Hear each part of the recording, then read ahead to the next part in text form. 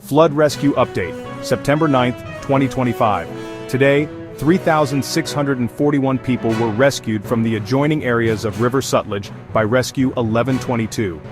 Rescue efforts continued in Ahmedpur, Khairpur, Hasilpur, and surrounding areas. A total of 3,373 people were evacuated today, including 72 from Hasilpur, 140 from Khairpur, 68 from Bahawalpur, and hundreds more from District Ahmedpur.